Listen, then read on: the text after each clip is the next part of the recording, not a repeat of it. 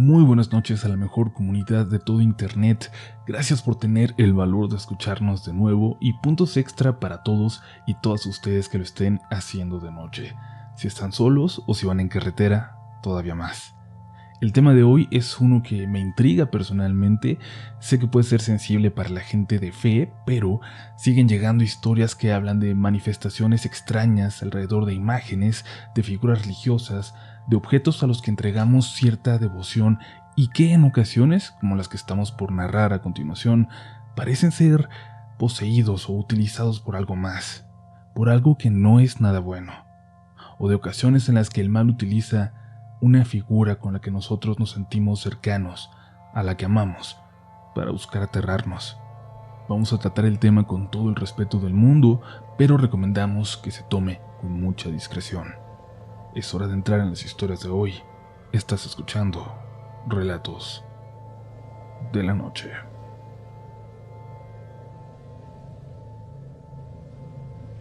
Hace algunos años, como cada Semana Santa, fui a visitar a mi familia a Ecatzingo, un pueblito del Estado de México con una vista privilegiada del volcán Popocatépetl. Mi familia, como es común en lugares como ese, es fervientemente católica, y fue por eso tan difícil para mí ir en aquella ocasión. Yo acababa de salir del closet con ellos, y aunque la mayoría me apoyaron y me dijeron que no iban a amarme menos por mi orientación, una de mis tías me pidió que no la fuera a visitar. Le dijo incluso a mi familia que cuando yo estuviera en la casa, ella no se iba a presentar, así que tenían que escoger entre ella o yo para pasar las reuniones que solíamos hacer esos días tan sagrados para nosotros. Yo, la verdad, daba por hecho que me pedirían que no fuera, pero fue mi papá el que me dijo que no dejara de ir, que la tía pudiera buscarse otro lugar donde la aceptaran con su maldad. A mi papá nunca le agradó mucho su cuñada, y bueno, que me haya tratado así fue la gota que derramó el vaso. Sí, a mi papá le costaba también aceptar mi orientación, pero jamás puso en duda que me amaba y que siempre sería parte de la familia. Sin embargo, en cuanto llegué a casa, me enfermé. Me dio fiebre, me sentía muy mal, como si tuviera algo encima de mí que me presionaba, que no me dejaba respirar. Durante la peor de mis noches me la pasé prácticamente inconsciente, pero recuerdo haber escuchado a mis papás entrar a mi habitación, cerrar las ventanas, gritar algo muy alterados. Hasta la mañana siguiente, casi a las 11, que me despertaron para darme algo de desayunar, mi hermana menor me contó lo que había ocurrido. Dijo mi papá que al llegar de con sus primos en la madrugada, había algo que se quería meter a mi ventana. Una mujer. No describió nada más, no quiso decir nada más, solo que le había dado mucho miedo. Despertó a mi mamá y los dos aseguraron la ventana. Encerraron a mi hermana en su cuarto y luego salieron con machete y palos para buscar a eso que andaba rondando. Fue lo último que yo necesitaba en ese momento para ya no soportar estar ahí. Le llamé a Mario, mi pareja, para decirle cómo me sentía, y él me dijo que iría por mí. Yo le dije que no, que mi familia ya estaba haciendo un esfuerzo, pero que no era momento para que fuera, para que lo conocieran. Me dijo que solo llegaría al pueblo y me avisaría de ahí, que me recogería en la plaza. Y yo acepté.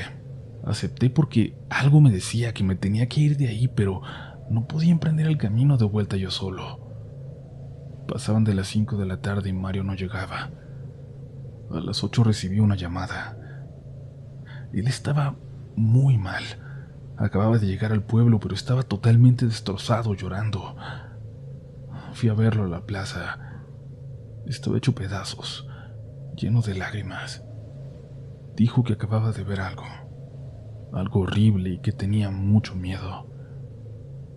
Mi hermana me había acompañado a verlo porque lo quería conocer y me dijo que teníamos que llevarlo a la casa. Yo no quería, pero ella nos convenció. El impacto de ver a una persona así hizo que mis papás se preocuparan más por su bienestar que por todo lo demás. Hasta llegaron unas tías a rezarle. Algo había pasado, algo había visto. Y luego, un poco más tarde, por fin nos lo pudo contar. Nos dijo que sintió que daba círculos en una parte del camino, que sentía que volvía y volvía a pasar por el mismo lugar, por el mismo árbol.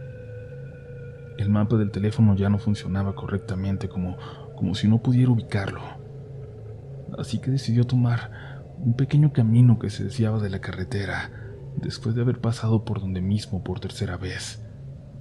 Dice que a lo lejos, muy a lo lejos, pudo ver una figura volando del lado derecho del carro, flotando.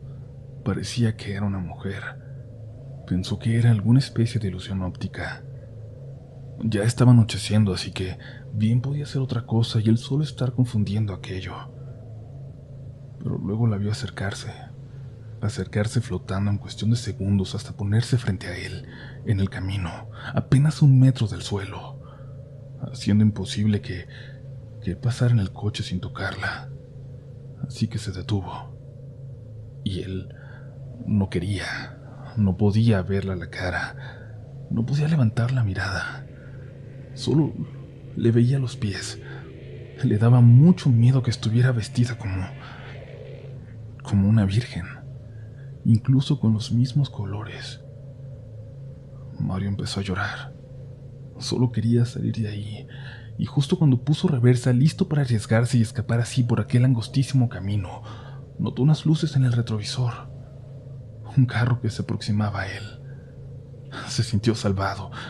Se sintió de nuevo en el mundo real y no en esa pesadilla en la que había estado esos últimos minutos. Volteó hacia el frente y vio a aquella supuesta virgen flotando hacia atrás, alejándose. Antes de que se perdiera por completo en la oscuridad, le pudo ver el rostro. Estaba sonriendo. Su sonrisa le abarcaba la mitad de la cara, pero no tenía dientes. Su boca era un vacío negro. Esa cosa levantaba la cara hacia uno de los lados y dejó ver que debajo de su manto no tenía pelo. Mario entró en shock y cuando reaccionó ya estaba llegando al pueblo. Apenas tuvo fuerza para marcarme. Mi papá nos dijo entonces que eso era lo mismo que él había visto la noche anterior buscando cómo entrar a mi cuarto. Y nunca nos dijeron más. Y es algo que no quiero saber, pero sé que desde entonces ya no le hablan a mi tía. Aquella tía supuestamente muy católica. Algo nos dice que ella tuvo algo que ver. Ella podría ir a misa todos los días, pero no es una buena persona. Gracias por leer mi historia y perdón si a alguien le molestan tantos detalles personales. Es solo que creo que eran necesarios para comprender realmente esta experiencia.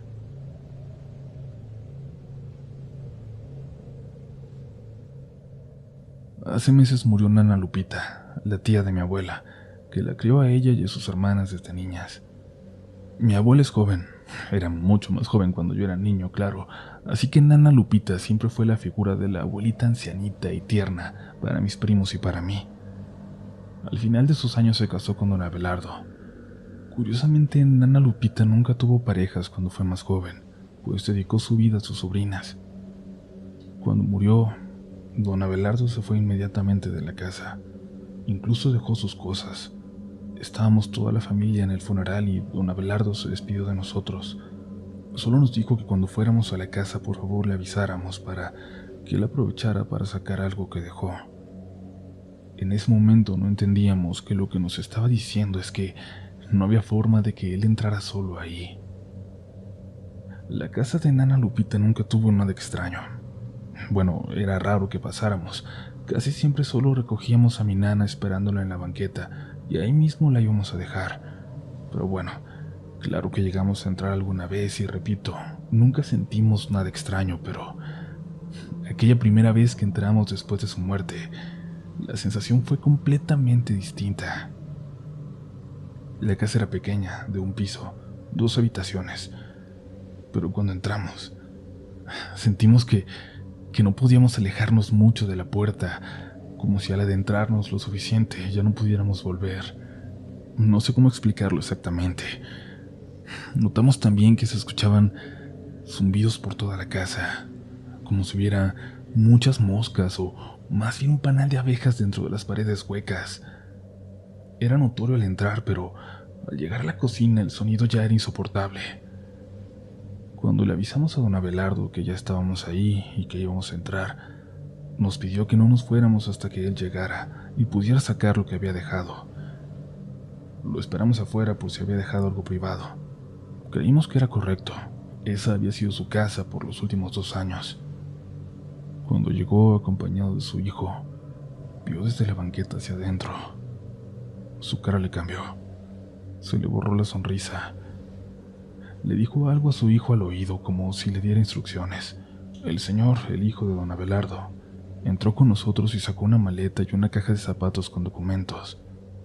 Todo lo demás lo dejó. Sin despedirse se fueron y luego nos llegó un mensaje de WhatsApp. Yo ya no regreso, hijos. Perdón. Ahí tiran todo lo mío. Llévense todo lo de su nana. Solo no toquen al santo de madera. No lo tiren, pero no se lo vayan a llevar. Ustedes van a saber de cuál hablo cuando lo vean, decía aquel mensaje. Dejaríamos las 2 habitaciones para el final. Nadie siquiera se animaba a entrar hasta el fondo de la casa. Juntamos todo lo de la sala y la cocina y 2 de mis primos salieron por cajas para llevarnos todo lo de la nana, todas sus cositas, su ropa que íbamos a donar. Nos habían indicado que dejáramos solo los muebles porque eran de los dueños de la casa. Después unos tíos se irían a limpiar para dejarla lista para entregar. Solo nos quedamos una prima y yo platicando en la salita muy cerca de la puerta, que mantuvimos siempre abierta. Estábamos algo confundidos por la actitud de don Abelardo, pero tampoco es que hubiéramos sido cercanos a él.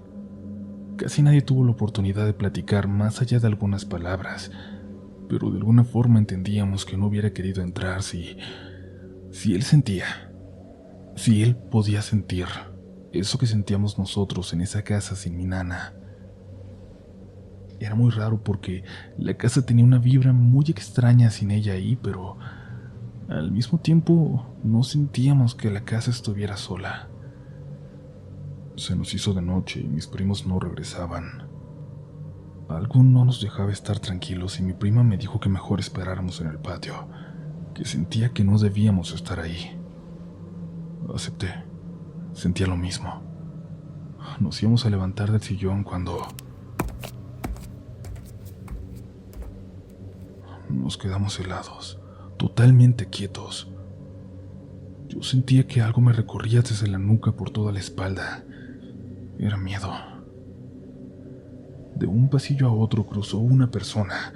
Parecía casi como si estuviera desnuda. Se detuvo por medio segundo y nos volteó a ver. Pudimos notar que le faltaba un brazo. Ahí salimos corriendo, mi prima y yo.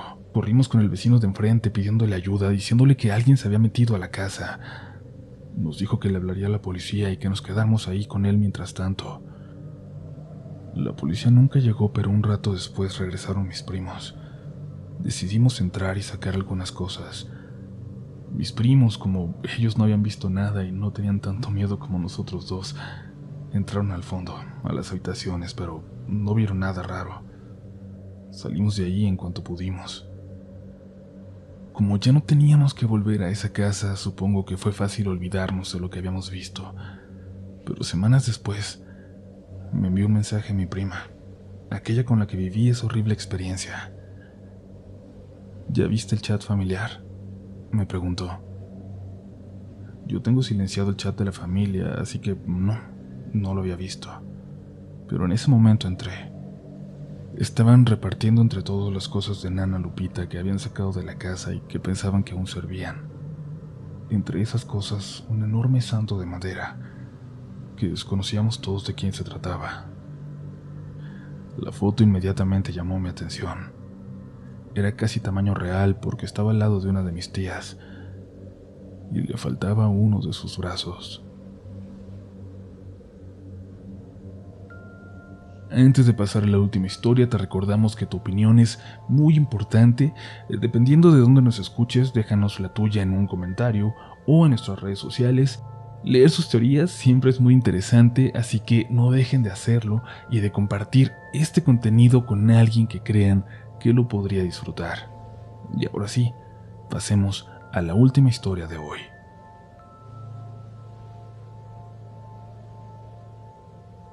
No sé si ustedes han visto aquel video famoso donde un conductor mexicano va a un cementerio y ve a lo lejos la figura de una niña, y cuando le habla, la figura voltea, y sus ojos brillan como reflejando una luz. Sin duda es un video impactante, pero a mí y a mi hermana siempre nos provocó algo terrible cuando lo vimos. Un miedo espantoso porque nos recuerda a algo que vivimos cuando éramos niñas, en los 90, allá en Rosarito. Vivimos ahí desde 1994 a 1998. Mi familia es de Sinaloa y estuvimos por ahí un tiempo hasta que nos fuimos todos a Estados Unidos. Hoy casi todos estamos aquí en Oregon, desde donde escribo. Y quiero compartir esta historia que nos ocurrió precisamente en Semana Santa, cuando mi papá estaba en Estados Unidos y mi mamá con mi hermana y conmigo en ese pequeño lugar de Baja California, que aún no era ni un municipio en ese entonces. Una noche le hablaron a mi mamá. La vecina que nos prestaba el teléfono le avisó que uno de sus primos, que venía de Sinaloa a pasar unos días, había tenido un accidente en el autobús poco antes de llegar a Tecate. Mi mamá rápidamente consiguió quien le diera un aventón a este lugar para ver cómo estaba el primo. A nosotros nos dejó con don Toño, un amigo de la familia, el primero que nos dio posada cuando llegamos ahí. Él era escultor, del mismo pueblo que mi padre. Tenía un puesto al lado de la carretera frente al mar, donde vendía todo tipo de esculturas, pero tenía una sección que era de puras figuras religiosas. Recuerdo que cuando recién llegamos y conocimos ese lugar, mi hermana le decía el Panteón, y ahí nos quedamos en lo que mi mamá regresaba. Don Toño nos hizo una sopa de camarón seco para cenar. Se disculpó por no tener nada más, pero él realmente no cenaba. Mi hermana hizo cara de desagrado en cuanto la probó, y el pobre viejito se apenó. «Esperen, seguro les consigo una cena más en forma aquí con la vecina», dijo, y salió de aquella vieja casa rodante que hacía décadas que no se movía de ese lugar. Frente a ella tenía aquel terreno enorme lleno de sus figuras. Era de noche y no alcanzábamos a ver el mar, pero lo escuchábamos al frente, muy cerca, del otro lado de la carretera. Detrás de nosotros había un campo grande, muy verde, en el que nos gustaba correr. En ese momento, sin embargo, se miraba como si fuera un hoyo negro. Nos quedamos en la puerta de la casita, sintiendo la brisa del mar en la cara. Era espesa y apenas nos dejaba ver hacia la carretera. Entre las figuras que estaban a unos 6 metros de la casa, la zona de los santos, el panteón, vimos que algo se movió. Las dos lo vimos muy claro. No podía ser don Toño, que se había ido en la otra dirección, y tampoco su perro, un pastor alemán que había salido detrás de él, como siempre, como si fuera su sombra. Mi hermana y yo nos asustamos, pero no tanto, porque nadie se metería a robar a casa de don Toño o a hacernos daño. Todo el mundo lo conocía, todos lo querían y lo respetaban por ahí. Quizás habría sido un animal o una sombra nada más, provocada por la luz de un coche a lo lejos. Cualquier cosa podía haber sido, quisimos pensar sin miedo, así que nos acercamos hasta allá. Caminamos y revisamos entre aquellas figuras de Jesús, de la Virgen, de otros santos que no conocíamos, de ángeles, unos adultos hermosos y otros que parecían ser solo niños con alas, pero no había nada. Un grito de mi hermana detrás de mí me hizo voltear. Le pregunté si todo estaba bien. Ella se estaba tocando la cabeza. «Algo me jaló el cabello», dijo. Detrás de ella un ángel de esos adultos parecía sonreír. Yo no estaba segura de que otra de esas figuras tuviera una sonrisa como esa. Era única. Algo no estaba bien. Tomé a mi hermana de la mano y nos fuimos hacia la casita, siguiendo la luz de aquel foco dentro de ella, apenas visible entre la niebla. Le dije que se metiera y yo me quedé en la puerta. No podía dejar de ver hacia allá, hacia los santos. Al lado de la puerta había un foco rojizo que parpadeaba cuando se encendía. Lo solía poner don Toño a veces en la carretera, sobre todo en noches como esa, donde había tanta niebla. Por alguna razón lo prendí. Lo apunté hacia la zona del panteón, a ver si había algo por ahí, cerca del ángel sonriente. Les juro, Les juro que entonces lo vi voltear. Aquella figura se movió, se giró y sus ojos resplandecieron. Aventé el foco al piso y se quedó parpadeando. Yo me encerré con mi hermana y pusimos el seguro hasta que escuchamos que regresaban don Toño y su perro. Le dijimos lo que habíamos visto y no nos dijo que estábamos locas, que era nuestra imaginación y nada de eso que, en el fondo, yo esperaba. Tan solo nos dio de cenar. Nos dejó dormir en su sillón y se sentó en la puerta de la casa, con su perro al lado, hasta que mi mamá llegó en la madrugada. Despertamos como a las 4 cuando llegó. Semanas después, por fin fue mi papá a pasar unos días con nosotras. Se fue a platicar un rato con don Toño. Cuando regresó nos dijo de lo más divertido que al pobre viejo le habían robado una figura. Pero dijo que don Toño, ya borracho, contaba que se le había ido, que él había visto, que estaba oscureciendo cuando vio a uno de sus ángeles caminar por aquel campo hacia los cerros, hacia la noche.